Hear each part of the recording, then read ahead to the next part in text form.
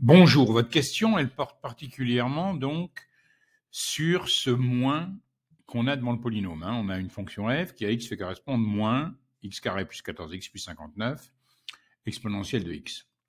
Je veux en calculer la dérivée. Ce moins, tout simplement, vous pouvez directement le faire entrer dans le polynôme. C'est-à-dire que f de x deviendrait à ce moment-là moins x au carré, moins 14x, moins 59 exponentielle de x.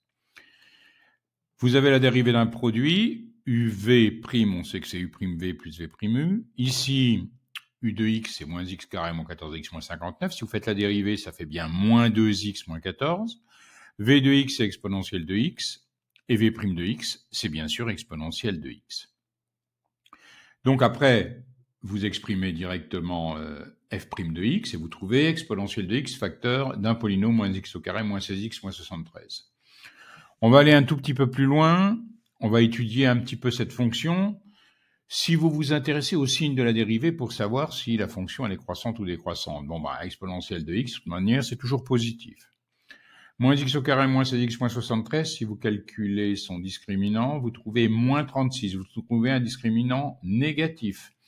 Quel est le signe à ce moment-là du polynôme? Regardez le petit tableau qui est en bas à droite. À ce moment-là, le polynôme est du signe de a parce qu'on a un delta inférieur à 0.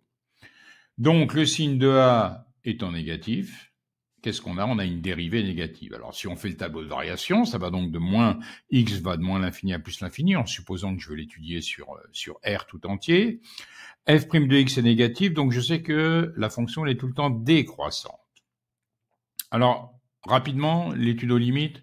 Il faut savoir connaître les limites particulières de certaines expressions comprenant des exponentielles. Si vous prenez la limite de x puissance n exponentielle de x, c'est 0 quand x tend vers moins l'infini. Alors regardez bien tout en haut en vert, vous avez f de x, j'ai développé.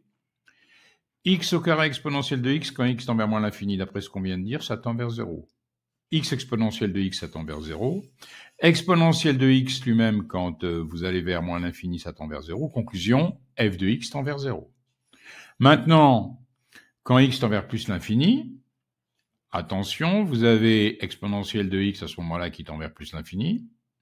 Regardez à gauche, c'est ce coup-ci ce que j'ai souligné en violet, c'est l'expression de départ.